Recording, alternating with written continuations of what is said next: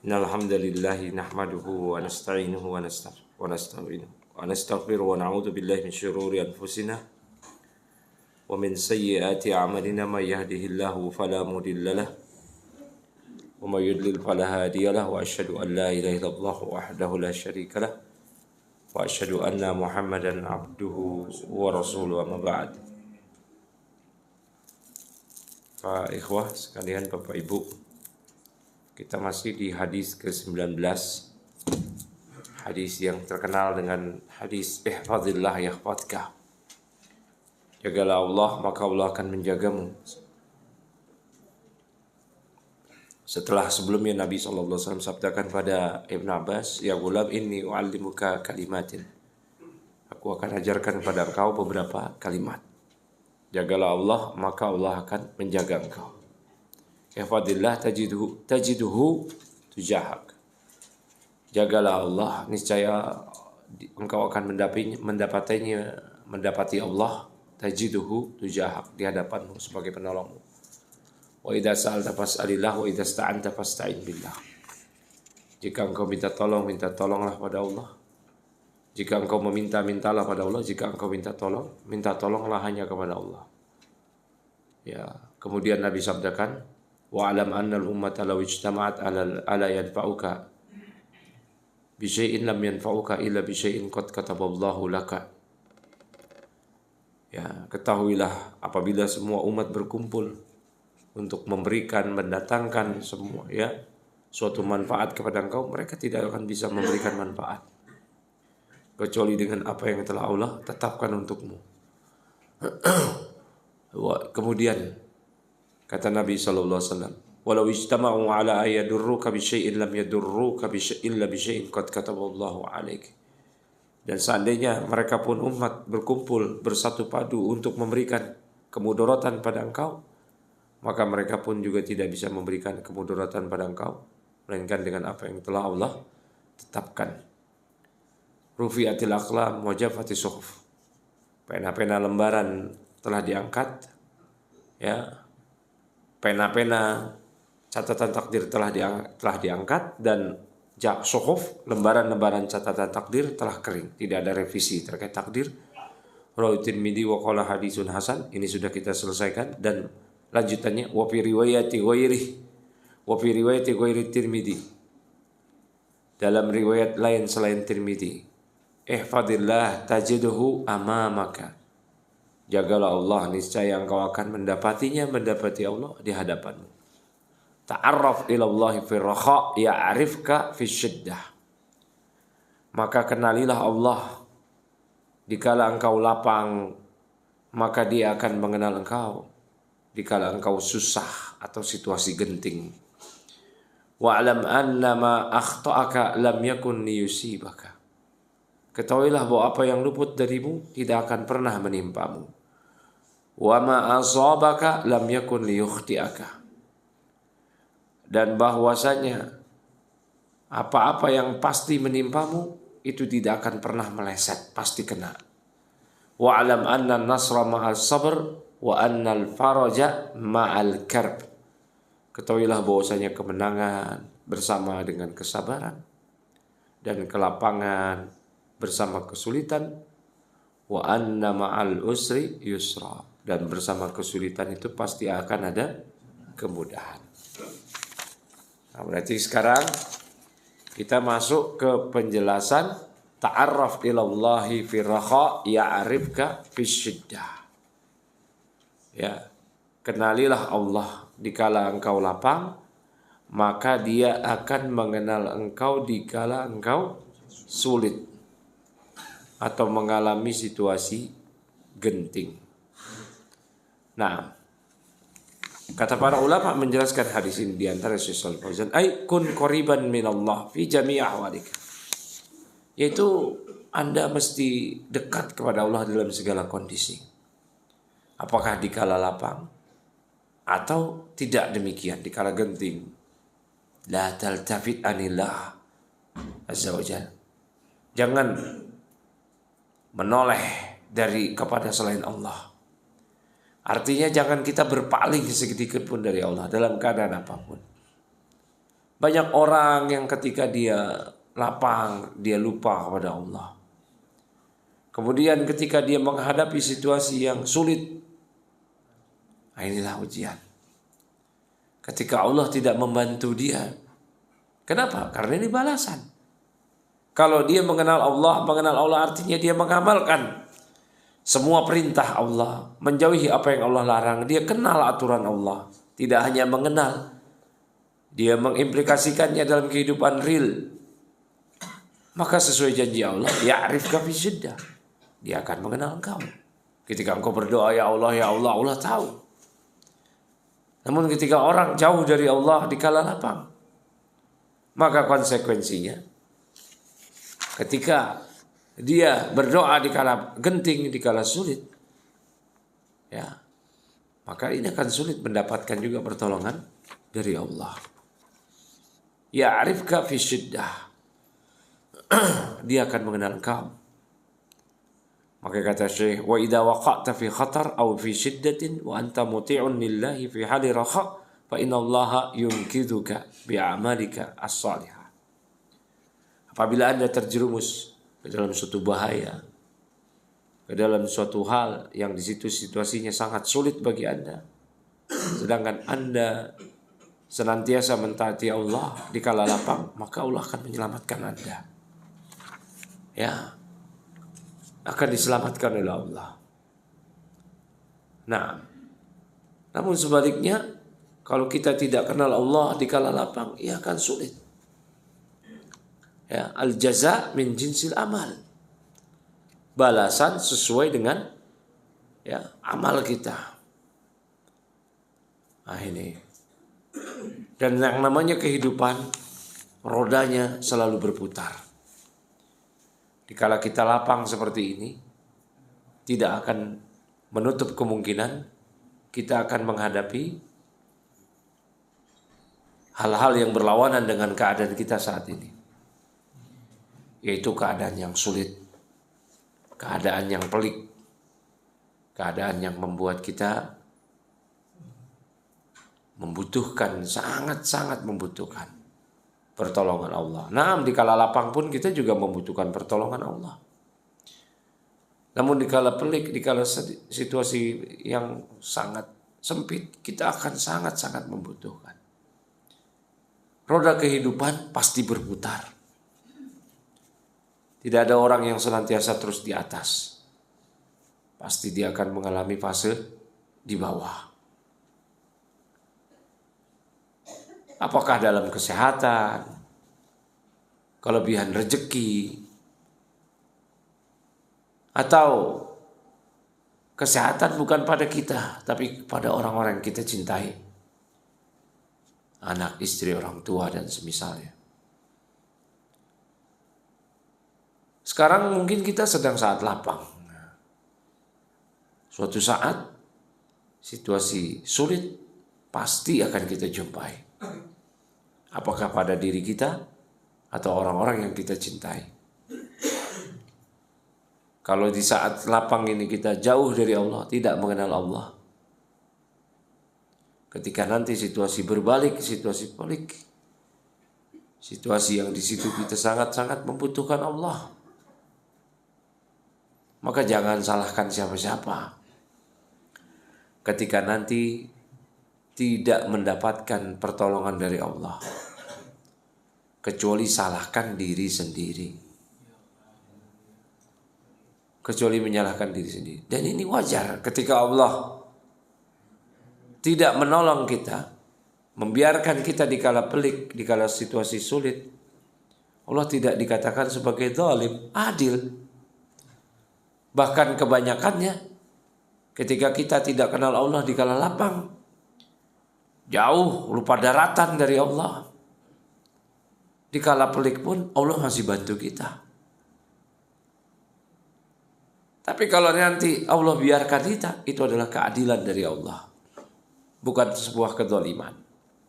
Kenapa? Pantas. Makhluk dengan makhluk pun interaksi. Seseorang yang tidak mengenal si fulan ketika dia lapang. Maka ketika dia susah, bagaimana si fulan akan mengenalinya? Namun Allah bukanlah si fulan. Allah Rabbul Alamin. Dengan maha kesempurnaannya. Maka dia jauh lebih adil lagi. Dan ternyata ketika kita jauh dari Allah, dikala kita lapang, dikala kita sempit, Allah tetap mengenal kita. Nah ini pentingnya ya, sadar diri, tidak lupa daratan ketika sedang menghadapi situasi yang mudah. Lupa daratan itu berbahaya. Nah, lupa daratan itu berbahaya sekali. Ya barakallahu fikum. Nah, dan orang-orang yang tidak lupa daratan di akhirat Allah tidak akan lupakan. Innahum kanu qabla dzalik muhsinin. Mereka sebelum ini di dunia mereka berbuat ihsan, berbuat baik. Kanu qalilan minal laili ma yahjaun. Mereka sedikit sekali tidur. Kenapa? Karena mereka ibadah. Wabil asharihum yastaghfirun. Karena di waktu sahur mereka sibuk beristighfar. Wa fi amwalihim haqqul lisailin wal mahrum. Pada harta mereka ada hak orang-orang miskin. Maka mereka pun menunaikan ketika di dunia. Nah, ini wajar. Nabi Nuh atau Nabi Yunus mengenal Allah di kala lapang. Beliau adalah Nabi, Rasul.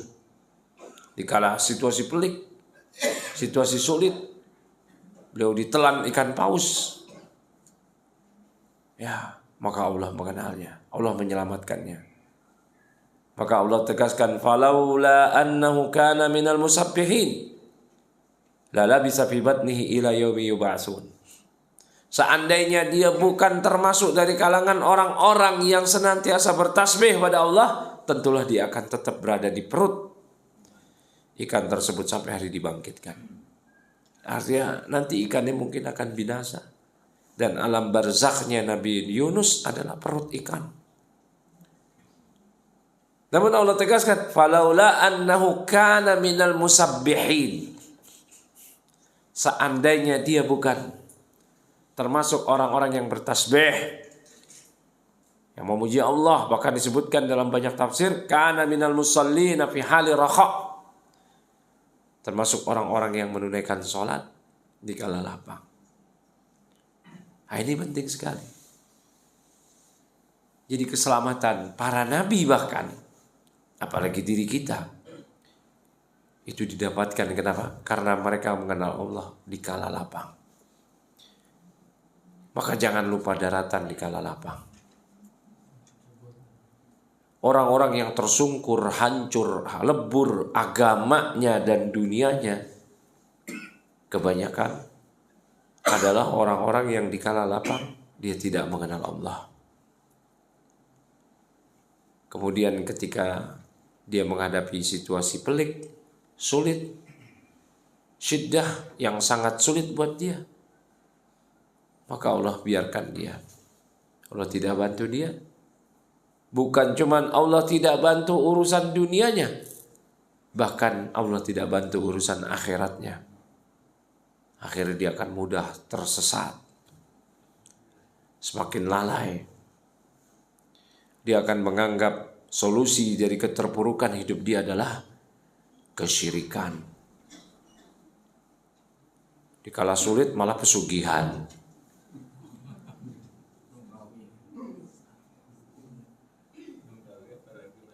Nah, dikala sulit malah murtad. Ditawari dunia sedikit oleh misionaris, terima. Itu kenapa? Karena Allah biarkan dia. Kenapa demikian? Dikala lapang dia lupa sama Allah. Dikala sempit Allah tidak bantu urusan dunianya dan akhiratnya. urusan agamanya Allah tidak jaga. Ini yang paling dahsyat ini, Pak. Kalau tidak dibantu urusan dunia, ya mentok-mentoknya mati balik. Nggak makan kelaparan ya mati. Selesai. Berarti jatah rezekinya memang habis. Tapi kalau tidak dijaga oleh Allah urusan agama, mengerikan. Makanya Pak, banyak-banyak doa Pak. Kita semua. Doa seperti yang diajarkan oleh Nabi setiap selepas sholat. Setiap selepas sholat itu ada 2 tafsir. Apakah sebelum salam dalam tasyahud setelah 4 doa perlindungan, Allahumma inni a'udzubika min adzabi jahannam wa min adzabil qabr wa min fitnatil mahya wal mamat wa min fitnatil masih dajjal, ya. Tambah lagi doa yang diajarkan oleh Nabi sallallahu alaihi wasallam. Atau selepas salam, Allahumma a'inni ala dzikrika wa syukrika wa husni ibadatik. Ya Allah, tolonglah aku untuk senantiasa bersyukur pada Engkau. Wa dzikrika, mengingat Engkau. Wa husni ibadatik, dan baik dalam beribadah kepada Engkau. Doa juga yang diajarkan oleh Nabi. Di kapan saja kita mau berdoa. Ya muqallibal qulub, sabbit qalbi ala dinik, wa sabbit qalbi ala ta'atik. Ya Allah, ya Zat yang membolak-balikan hati, teguhkanlah aku di atas agamamu, di atas ketaatan kepada Engkau. Ini doa-doa yang kita panjatkan adalah wujud dari mengenalnya seorang hamba kepada Allah. Tapi kalau orang yang tidak mengenal Allah di kala lapang, dia tidak akan kenal Allah di kala sulit. Dan di kuburan ketika dia tanya, "Man rabbuka?" Dia nggak mengenalnya. Nggak bisa jawab. Man rabbuka? Boro-boro bisa jawab pertanyaan wa ma dinuka wa ma nabiyuka. Ditanya man rabbuka, siapa Rabbmu aja dia nggak kenal. La adri. Saya nggak tahu. Sami'tu nasa yaqulu syai'an faqultuhu. Saya cuma dengar orang-orang berbicara tentang Allah begini begitu, saya ikut-ikutan. Na'udzubillah. Ya, maka ini penting sekali. Tayyib, barakallahu fikum.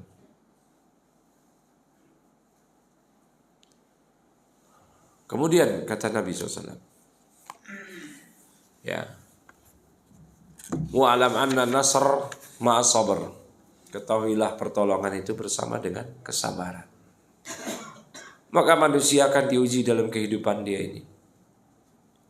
Akan disodorkan kepada manusia berbagai ujian. Ujian yang gak dia sukai. Dan dia sangat membutuhkan pertolongan Allah. Namun Nabi tegaskan, anna nasra ma'as sabr. Bahwa pertolongan Allah itu, ya, dia bersama kesabaran. Artinya kalau dia sabar, baru Allah Ta'ala. Innallaha ma'as sabirin.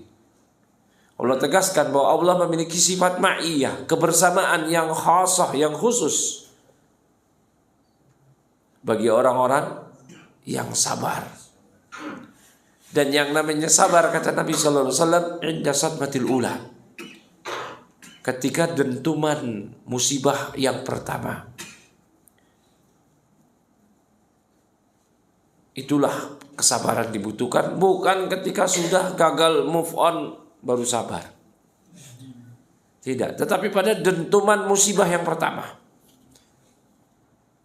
Innamas sabru ya fi sadmatil ula. Pada dentuman yang pertama. Mendapatkan musibah pertama kali, menerima kabar musibah pertama kali. Disitulah kesabaran yang dibutuhkan. Jangan ngamuk-ngamuk 3 hari baru berupaya sabar.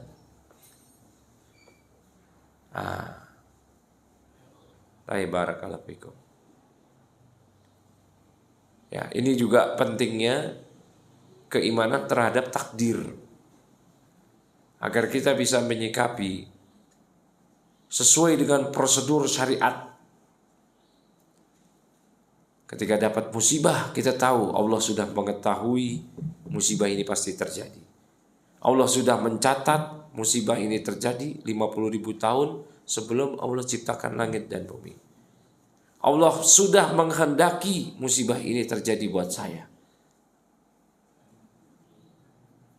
Ya, dan sangka baik bahwa di balik musibah ini ada hikmah yang besar yang saya ketahui atau tidak saya ketahui. Yang jelas semua perbuatan Allah terpuji. Nggak ada perbuatan Allah yang tercela. Maka husnudzon pada Allah. Ya, kemudian mengharapkan pahala. Karena kita tahu ini adalah ujian. Kita mengucapkan ketika tertimpa musibah, istirja. Inna lillahi wa inna ilaihi raji'un.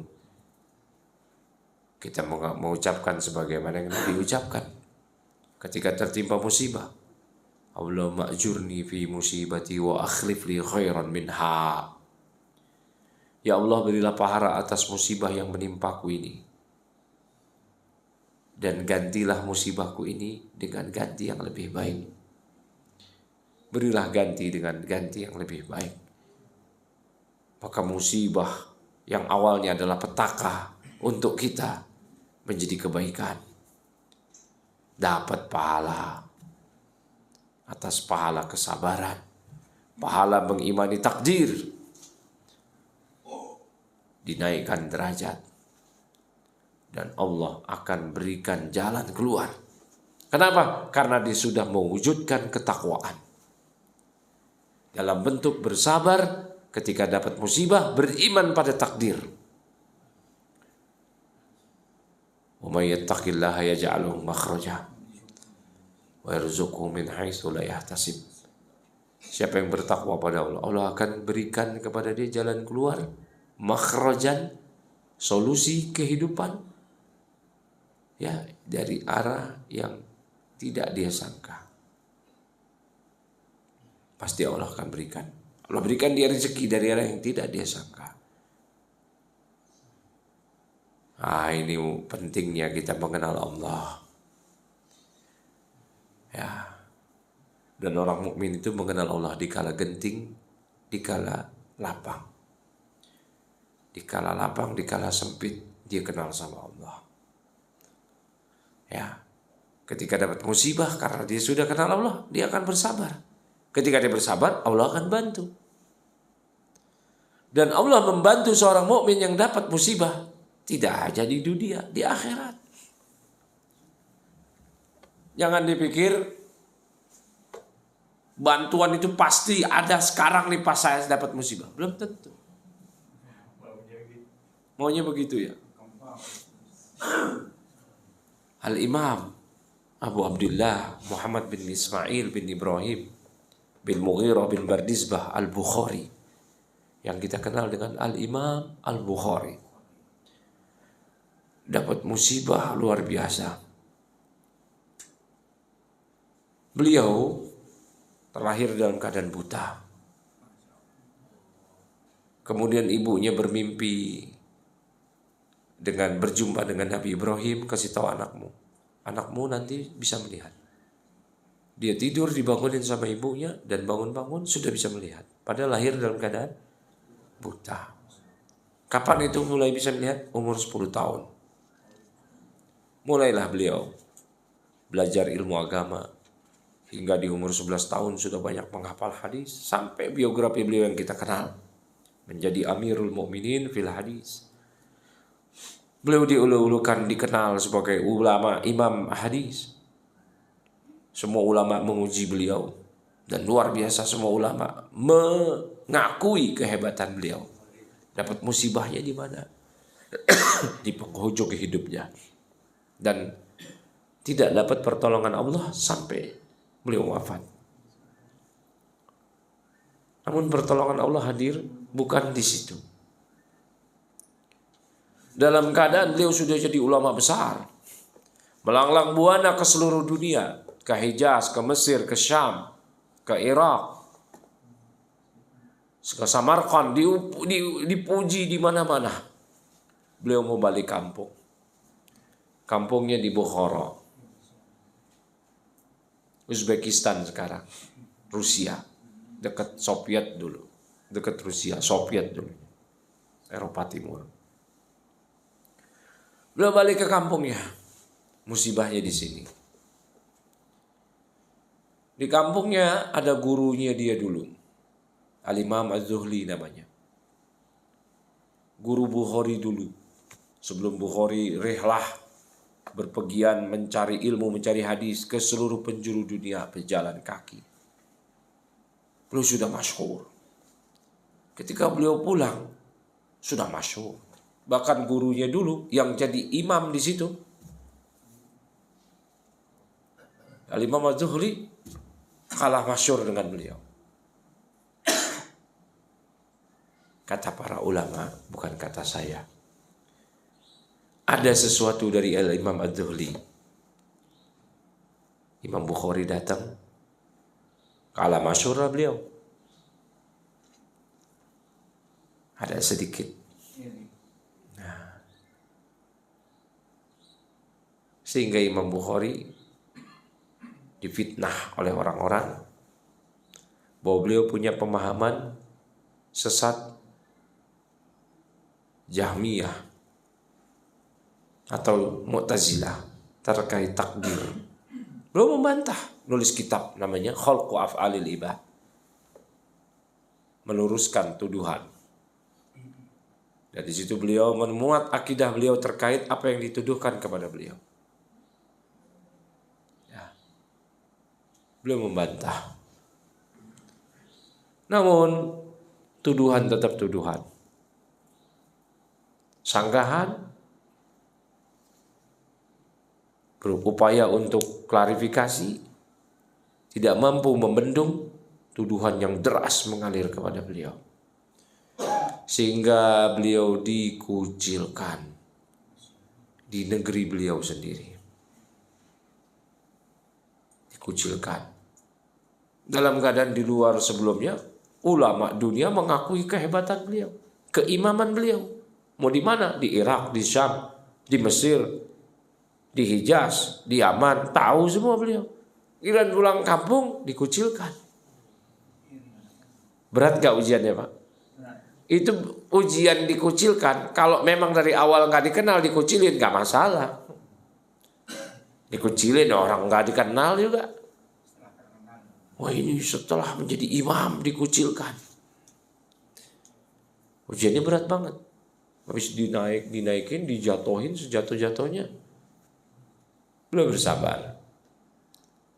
Sampai-sampai dicap siapa yang mengikuti beliau, dia sesat juga. Enggak ada orang yang mau ngikutin beliau. Kecuali satu orang. Siapa? Al-Imam Muslim bin Hajjaj. Imam Muslim ketemu Imam Bukhari bukan dari kecil belajar Iqra, bukan, udah jadi imam. Udah nulis Sahih Muslim. Makanya di dalam Sahih Muslim, Imam Muslim tidak memasukkan satu hadis pun yang beliau dengar dari gurunya Al-Bukhari. Kenapa? Karena Sahih Muslim sudah jadi, baru beliau ketemu Imam Al-Bukhari. Paham sini, Pak? Makanya dalam Sahih Muslim gak ada itu beliau menyampaikan hadis haddatsana Bukhari, gak ada. Itu dua kitab yang paling sahih, Bukhari dan Muslim. Maksud saya di sini, Imam Muslim ketemu Imam Bukhari sudah jadi imam. Paham ya? Ya kan, kalau Imam Tirmidzi muridnya Bukhari, Imam Tirmidzi itu di sunannya banyak menyampaikan hadis dari Muhammad, haddatsana Muhammad. Muhammad di sini maksudnya siapa? Imam Bukhari. Karena nama Imam Bukhari Abu Abdillah Muhammad bin Ismail bin Ibrahim bin Mughirah bin Bardizbah Al-Bukhari. Kalau Imam Muslim enggak ada beliau menyampaikan satu hadis pun dari gurunya Bukhari. Kenapa? Karena udah jadi imam. Imam Muslim akhirnya ikut dikucilkan juga. Ya. Sampai Bukhari mengatakan pada Imam Muslim, dah kamu sana, nanti kamu dikucilin, enggak biarin. Akhirnya Imam Bukhari di malam Id, di malam takbiran wafat. Bahkan sebelum Imam Bukhari wafat, Imam Bukhari berdoa, kalau memang ini kehidupan ini baik buatku, ya biarkan aku hidup terus. Kalau nggak baik buatku, wafatkan aku ya Allah. Wafatlah beliau. Imam besar yang namanya kita lulukan hari ini, di zamannya Pak, yang sholatin cuma satu orang.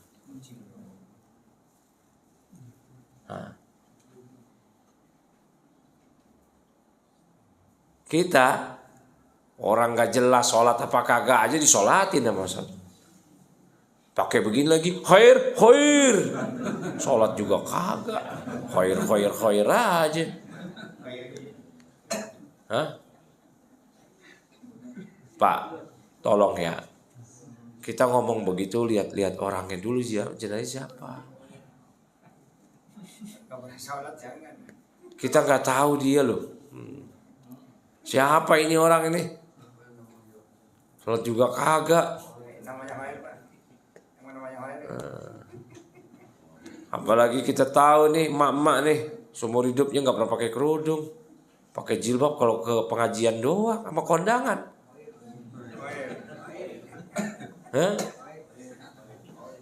Terkenal sebagai tukang berantem, tukang gibah. Mati, khair. Enak aja. Persaksian kita diminta di akhirat, pertanggungjawabannya loh. Kita kan lagi jadi bersaksi tuh. Hah? Emangnya bebas di akhirat, persaksinya udah bebas begitu aja? Hah? Kita bersaksi loh. Kita lagi bersaksi itu. Persaksiannya gimana Bapak? Baik ya orang ini, khair gak? Khair. Kita lagi bersaksi loh. Ya, persaksiannya itu kira-kira dipertanggungjawabkan apa lolos saja di akhirat?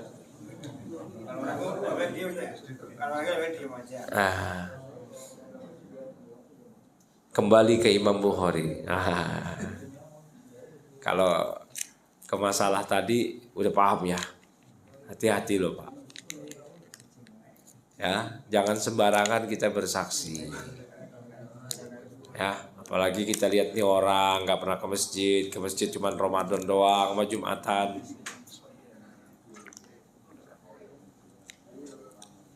Ya, betul setiap orang yang ke masjid di bulan Ramadan sebelum Ramadan nggak pernah kelihatan, kita sangka baik.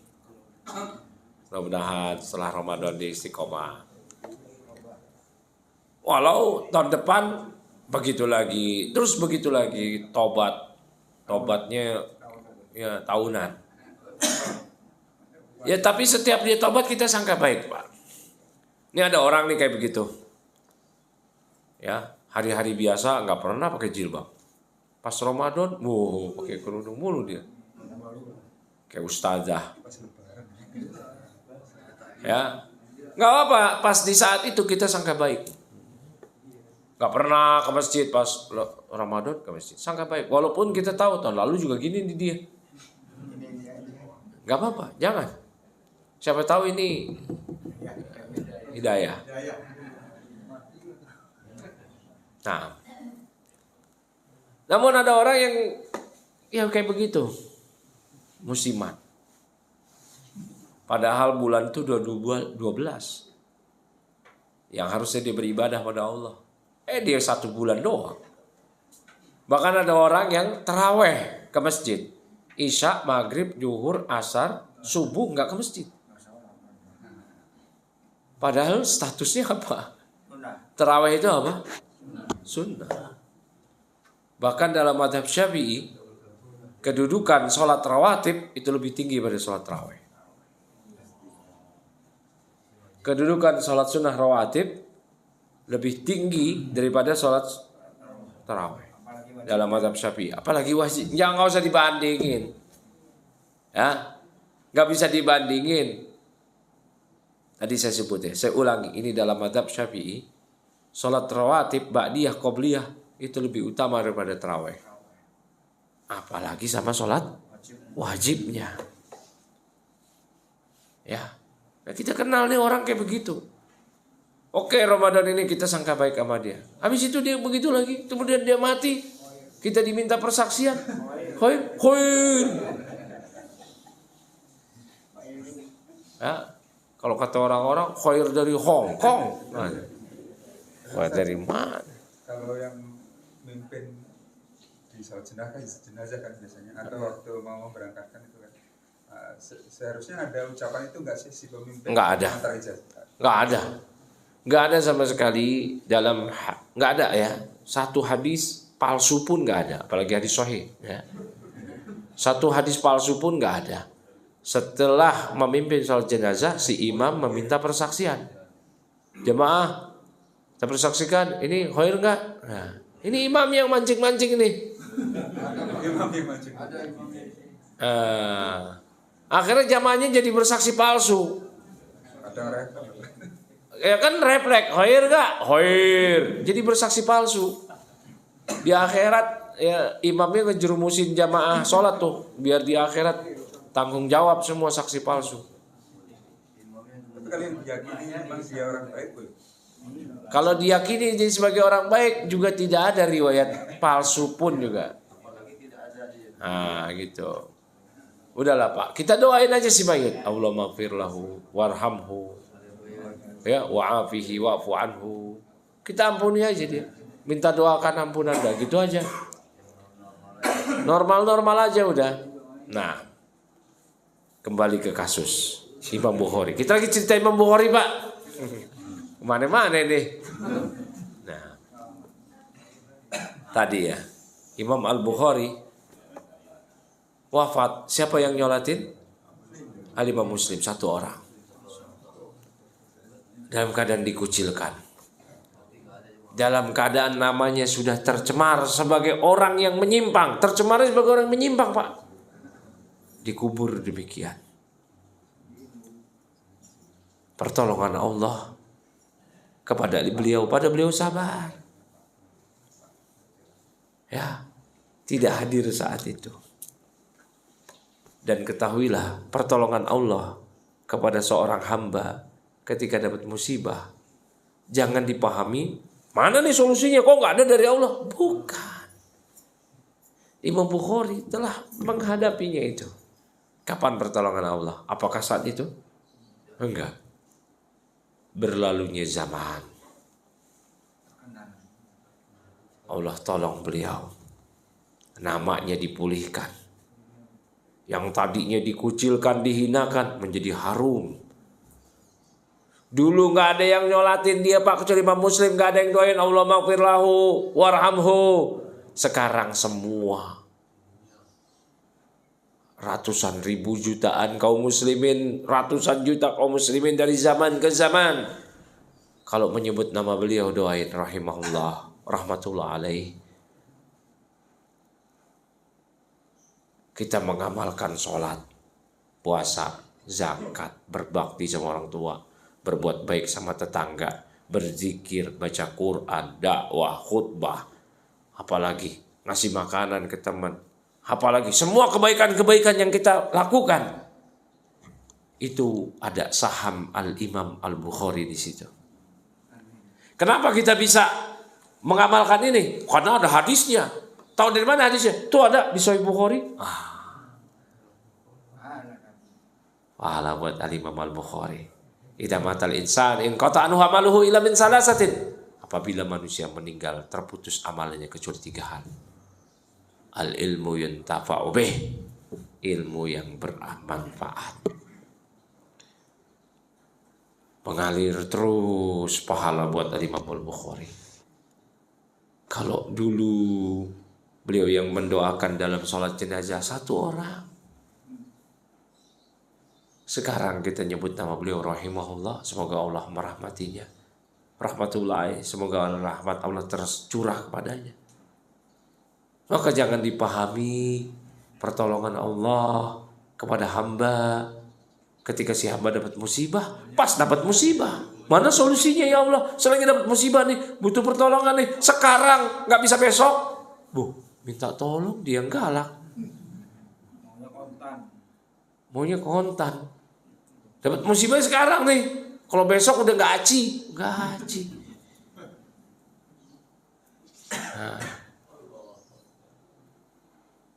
Jadi jangan dipahami, Pak. Pertolongan Allah itu hadir cash kontan di saat itu. Nggak bisa nanti. Al-Imam Al-Bukhari lihat tuh, Pak. Seindah-indah pertolongan Allah atas musibah beliau. Lihat itu.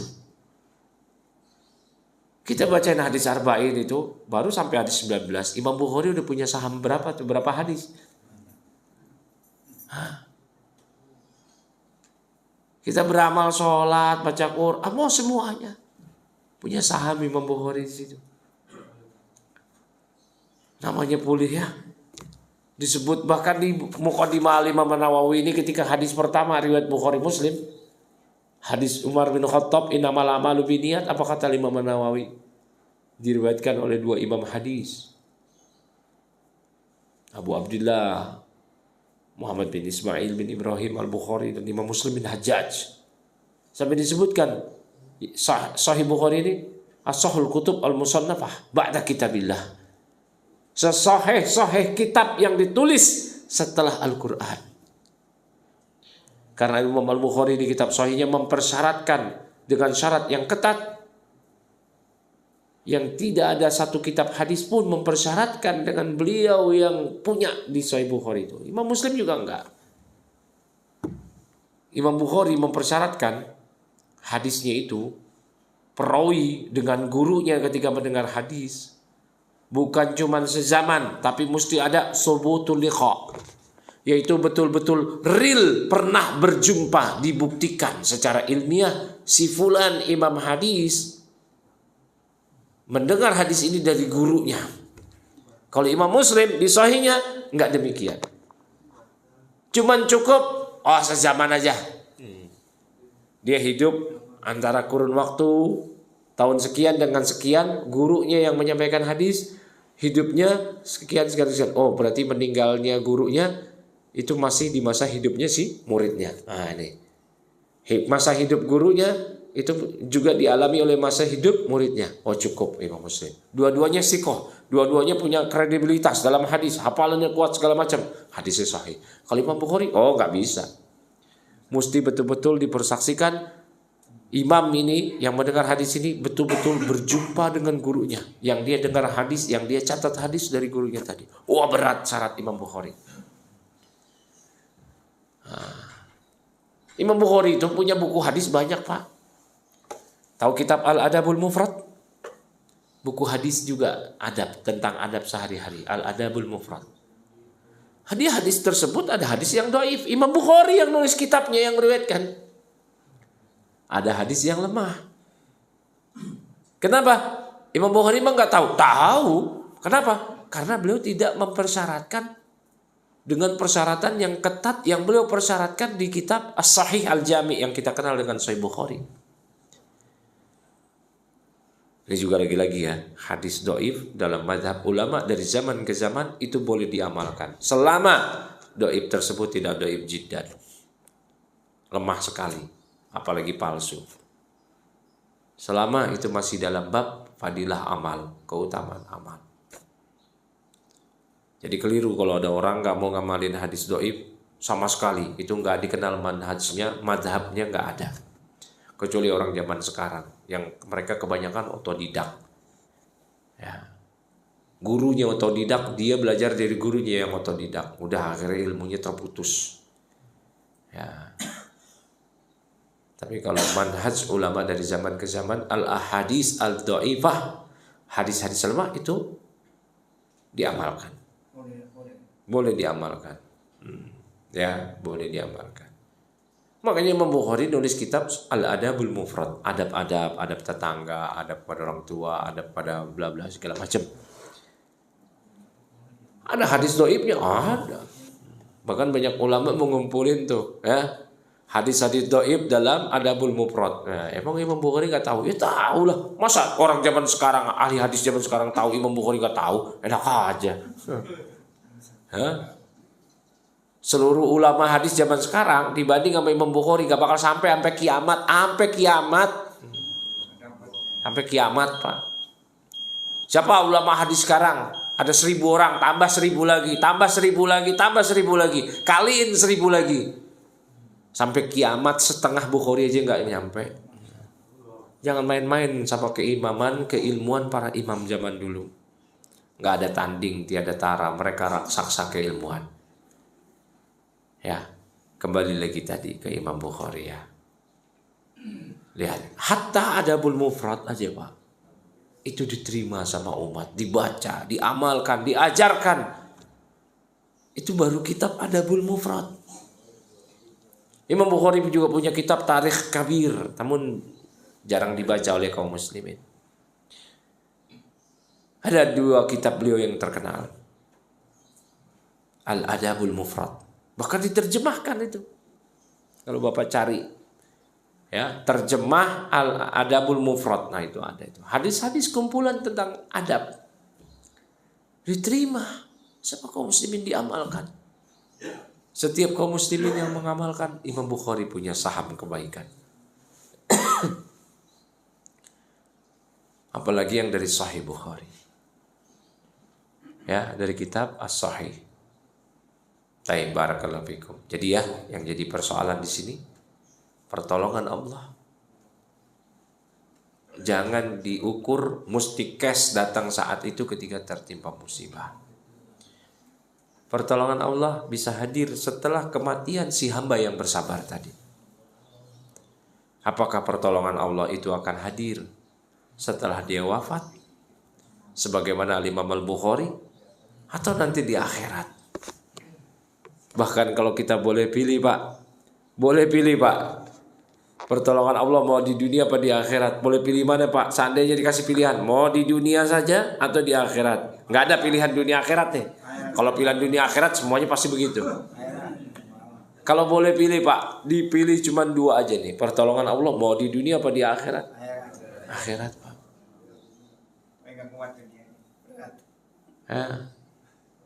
Di akhirat Pak. Nah ini. Jadi penutup kajian kita ini kisah Imam Bukhari ini Pak. Pernah dengar gak Pak sebelum ini? Belum. Ini jadikan ibrah. Bahwasanya hadis wa'alam anna nasra ma'a sabr, bahwa pertolongan Allah itu hadir dengan kesabaran. Pertolongan Allah tidak hanya terjadi ketika kita bersabar, di saat kita tertimpa musibah. Mungkin setelah berlalunya masa, berakhirnya hidup kita, bahkan berakhirnya dunia ini, Allah tolong. Itulah bentuk real pertolongan janji Allah. Al-Imam Al-Bukhari membuktikan hal tersebut. Atau kasus Imam Bukhari membuktikan hal tersebut. Ditolong Allah setelah beliau wafat. Ya, kita kenalnya sekarang aja nih Imam Bukhari nih kan. Di zaman beliau dikucilkan. Nggak ada yang doain banyak itu. Apalagi kayak bapak-bapak. Khair. Nggak ada. Sudah bel tadi ya. Nah, kita cukupkan saja berarti. Masuk ke sesi berikutnya mungkin soal jawab. Nah, bro, dibuka dulu ya apa sesi. Ibu-ibu. Kita akan membuka sesi tanya jawab. Barangkali Coba dari ibu. dari ibu-ibu, bahkan ada yang bertanya.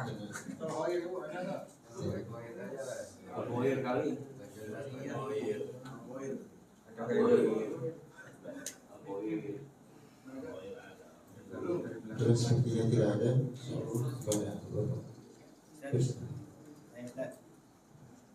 Jadi Ustaz mengatakan di dalam Quran mereka menanyakan man rabbuka wa man nabiyuka sendiri.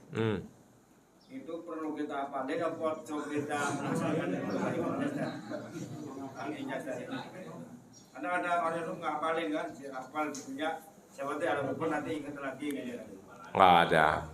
Para ulama mengatakan Ya, seorang yang membaca, yang beritanya marabbuka wa madinuka wa man nabiyuka, itu orang yang mengenal Allah di dunia, mengenal Islam dengan mengamalkan Islam, mengenal Nabi dengan mengamalkan sunnah-sunnah Nabi.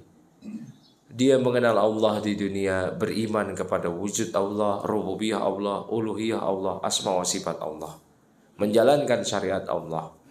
Dia beriman pada Allah, mengamalkan Islam, ajaran Islam, mengamalkan sunnah Nabi.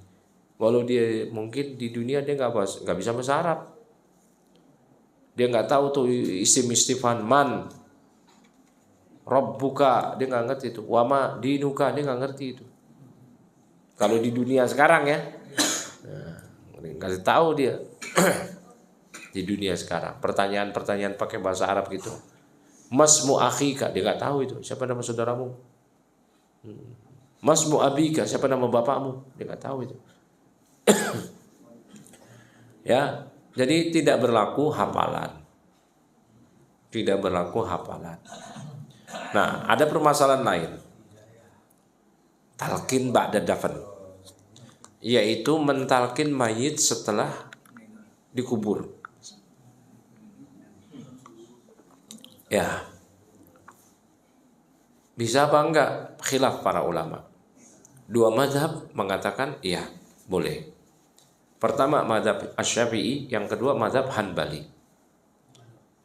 Syekhul Islam Ibnu Taimiyah rahimahullah ta'ala di Majmu' Fatawa, karena beliau mewakili mazhab Hanbali, membahas hal ini, bahwa mayit setelah dikubur itu boleh ditalkin. Ya, Ibnu Rajab Al-Hanbali, waktu itu di zaman beliau ada permusuhan yang keras antara kaum Hanabilah, orang-orang yang bermadzhab dengan mazhab Hanbali, mazhab Imam Ahmad bin Hanbal, bersitegang, berseteru, berselisih dengan kaum Asy'ariyah, kaum Asy'ari. Ibnu Rajab ketika ada murid yang meninggal sampai mengatakan begini, kalau kamu ditanya Allah siapa Rabbmu, jawab Rabbku adalah Allah. Sampai sudah selesai, Nabi adalah Muhammad, bilang kamu saya adalah muttabi Imam Ahmad bin Hanbal, saya bukan Asy'ari. Sampai demikian. Ya, itu ada di kitab Tabaqat Al-Hanabilah dari Ibnu Rajab Al-Hanbali. Jadi dua mazhab, mazhab Hanbali dan Syafi'i, itu membolehkan ya talqin. Ibnu Taimiyah dan muridnya Ibnu Qayyim juga demikian, membolehkan talqin setelah kematian. Tapi kalau azan tidak tahu saya riwayatnya. Ada ulama mazhab mana azan setelah dikubur ya. Kalau azan, yang ada azan ketika lahir, itu baru ya. Dan itu banyak pendapat para ulama.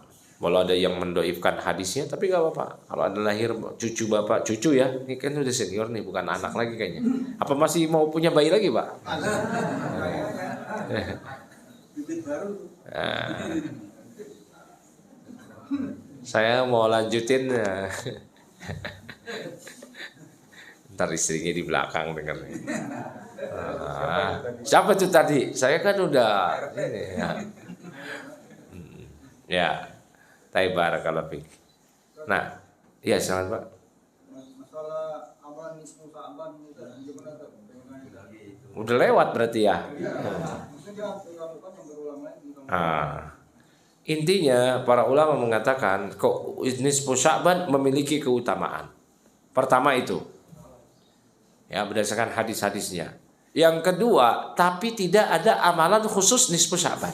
Nah, berarti kalau mau beramal dalam nisfu Sa'ban, amal soleh apa aja, sholat sunnah, baca Quran, segala macam, nggak ada penentuan. Nisfu Sa'ban memiliki keutamaan, tetapi tidak memiliki amalan khusus. Paham Pak ya? Samalah ketika Lailatul Qadar. Ya, amalannya sholat, baca Quran, doa, zikir. Bahkan boleh bersedekah di saat itu. Boleh. Jadi nggak ada pembatasan. Namun di kita sekarang nisfu Sa'ban ada pembatasan. Habis maghrib sampai isya bawa air, ntar air dibawa pulang. Ya. baca ayat-ayat tertentu, Al-Fatihah, Al-Baqarah awal, ayat kursi, Al-Baqarah akhir, Yasin, Kulhu, tahlil, berulang gitu terus. Kenapa sih sekali-kali lah jangan baca itu, bacanya saya Al-Kahfi aja, boleh nggak? Ya, saya baca surat Yusuf. Saya mau bacanya surat Maryam. Saya mau bacanya jangan surat Yasin terus dah. Ya, saya mau bacanya surah Al-Ahzab. Ini lagi jihad ini, perang ini. Masa lagi nisfu Syaban baca Al-Ahzab? Nah, ketika ini nih, masa emangnya apa? Nisfu Syaban itu bacanya ini. Nah, itu berarti sudah mengkhususkan tuh. Ya, sudah mengkhususkan. Ya, jadi nisfu Syaban sekali lagi kata para ulama memiliki keutamaan, tetapi tidak ada penentuan amal. Waktunya kapan? Yang namanya malam dimulai dari terbenam matahari 14 Sya'ban sampai nanti masuk adzan subuh fajar shadiq di malam tersebut. Berarti bukan cuma maghrib isya. Dari isya sampai tengah malam, sampai sepertiga malam terakhir, itu yang lebih afdal, bahkan sepertiga malam terakhir. Ya, kayak begitu. Jadi amalan yang normal harian ya. Normal, ya amalan pilih aja, terserah. Mau sholat tahajud kayak baca Quran kayak. Ada sholat nisfu Syaban gitu. Iya, nggak apa? Sholat nisfu Syaban, nggak ada sholat khusus nisfu Syaban. Nah. Taib, ada yang lain lagi silakan.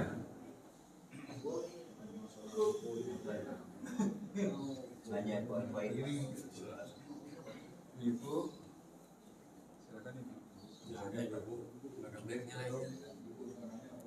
Cukup berarti ya. Subhanakallahumma bihamdik, asyhadu la ilaha illa anta, astaghfiruka. Assalamualaikum warahmatullahi wabarakatuh.